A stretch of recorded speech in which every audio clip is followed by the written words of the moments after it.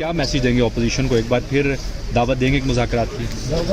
دیکھیں جی، میں یہ بات بارہا کہہ چکا ہوں، پرائم منسٹر صاحب بھی کہہ چکے ہیں کہ مذاکرات کے لیے ہمارے دروازے کھلے ہیں، بیٹھ کے بات چیت ہو سکتی، مگر ڈس اپوائنٹ مجھے یہ کیا کہ اگر فیلڈ مارشل یا افواج پاکستان جنہوں نے یہ ابھی جنگ جیتی، جنہوں نے جانوں کے نذرانے دیے، جنہوں نے ہمارے بارڈر محفوظ رکھنے کے لیے، ہمیں دہشت گردوں سے محفوظ رکھنے کے لیے اپنے جوان بچوں نے شہادتیں دی، اس ادارے کے اوپر اگر انگلی اٹھائیں گے تو یہ ہمارے لیے باعث شرم بھی ہے اور ہمارے لیے یہ ایک بہت ہی تکلیف دہ چیز ہے۔ آپ سے ملاقات میں نے یہ بڑا کلیئر کر دیا، بار بار ریپیٹیڈلی ہاؤس میں کہا ہے کہ آرم فورسز، جوڈیشری اور اینٹی پاکستان کوئی چیز جو ہے وہ یہاں پہ نہ ہم اس کو چلنے دیں گے، نہ ہم برداشت کریں گے۔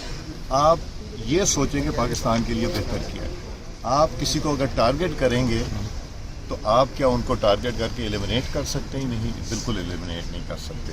ہمیں فخر ہے افواج پاکستان پہ، جنہوں نے پاکستان کی عزت پوری دنیا میں ایک اس لیول پہ لے گئے جو شاید ہم نے پہلے کبھی نہیں دیکھی۔